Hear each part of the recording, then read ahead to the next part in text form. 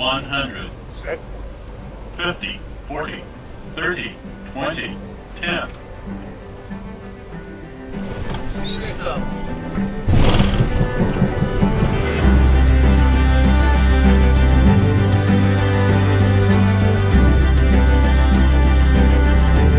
저는 비행기를 조종하는 운항 승무원으로서 어떻게 하면 탄소 저감 할 수 있는 방법이 없을까 고민해 보니까 저희 비행기가 탄소를 많이 배출하잖아요, 그죠? 비행기도 가능하면 탄소를 좀 적게 배출할 수 있는 방법이 없을까 고민하다가 저희가 탄소 저감, 탄소를 적게 배출할 수 있는 기술들을 개발하고 그걸 실제 비행하면서 적용하기 위해서 여기 참여하게 되었습니다. 하게 되면 AQ 스타트 해가지고 뛰고 보는데 1분 좀 더 걸리잖아요. 그래서 온버스하고 딱딱딱 하게 되면 거의 3분이 맞다는 거죠. 착륙해서 리버스 쓰시는 포지션은 맥시멈 리버스가 아니죠. 디텐트 2거든요. 거기서 조금 더 당기시면 스프링 로드로 넘어가요. 이렇게 쓰시는 분들은 없잖아요. 비행 매뉴얼의 문구가 우리가 보통 일반적으로 날개 그냥 이렇게 모양으로 해서 비행기가 뜨고 내릴 거라고 생각하는데 이 비행기는 좀 더 효율적으로 활주로가 긴 활주로도 있고 짧은 활주로도 있고 더 다양하잖아요. 그래서 날개 모양을 필요에 따라서 이륙할 때든 착륙할 때든 이렇게 구부렸다 폈다 이렇게 변형을 시킵니다. 이게 일반적으로 정해져 있는 게 있는데 탄소 저감 기법을 할 때는 일반적으로 이 모양이었다면은 조금 더 펴서 이륙을 할 때 비행기의 날개 앞쪽과 뒤쪽에 플랩을 설정을 함으로써 고양력을 일으켜서 이륙을 할 수가 있습니다. 이쪽에 보시면 저희가 설정할 수 있는 플랩의 위치가 나와 있습니다. 통상적으로 저희가 플랩을 레버를 5에 두고 이륙을 하게 되는데요. 이 플랩의 숫자가 높으면 높을수록 양력을 더 얻기는 쉽지만 그만큼 항력이 많이 발생하게 됩니다.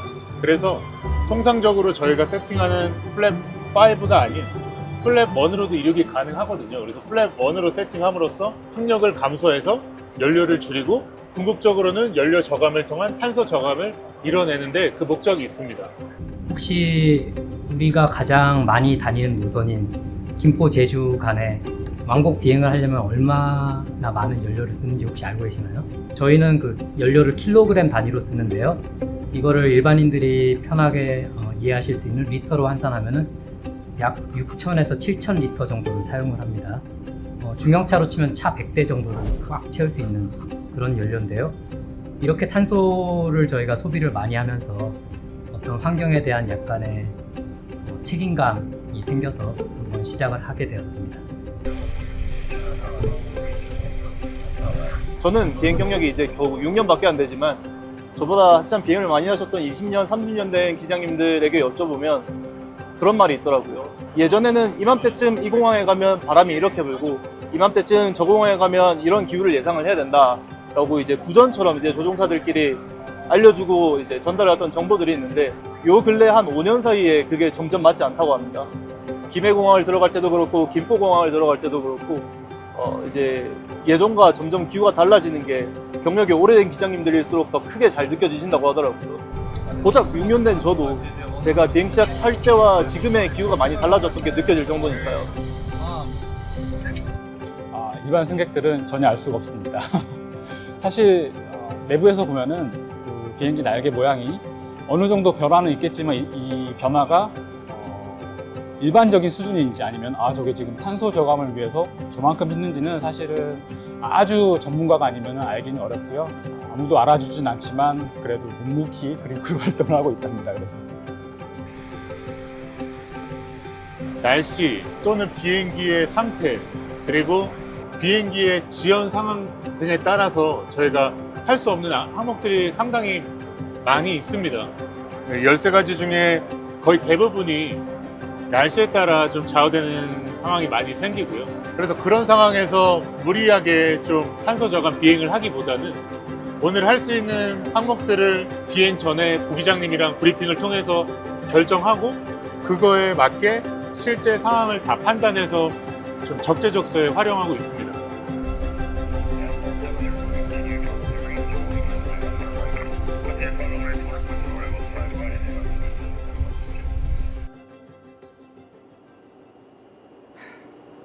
솔직히 얘기하면 저도 하기 싫어요. 왜냐하면 이게 비행하면서 안전 운항을 하기에도 힘든데 이 기법들을 적용하려면은 더 많은 신경을 써야 되고 하나하나가 다 리스크거든요. 근데 사실 이거를 계속 하는 이유는 이런 아무 혜택도 없는 이런 일들을 자발적으로 하시겠다고 매달 지원해서 오시는 기장님, 부기장님들을 보면서 되게 보람을 느껴요.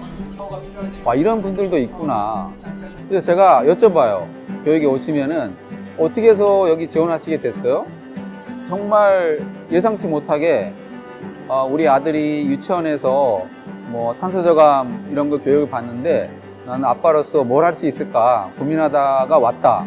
야, 그거 티끌 모아봐야 티끌이지 라고 생각했는데 저희가 이제 활동을 하면서 제가 조금씩 아주 작은 양인데 모아놓고 한 달치, 두 달치를 봤더니 그 양이 꽤 많이 되더라고요. 투표하는 거랑 비슷하다고 생각합니다.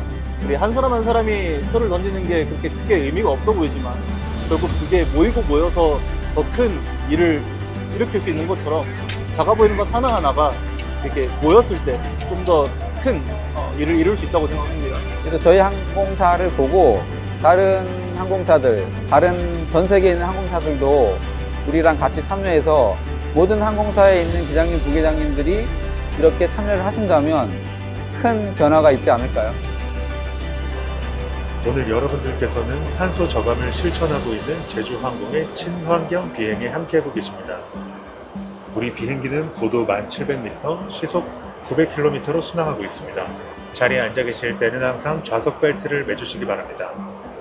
환경을 생각하는 제주항공과 함께 즐거운 여행이 되시기 바랍니다. 감사합니다.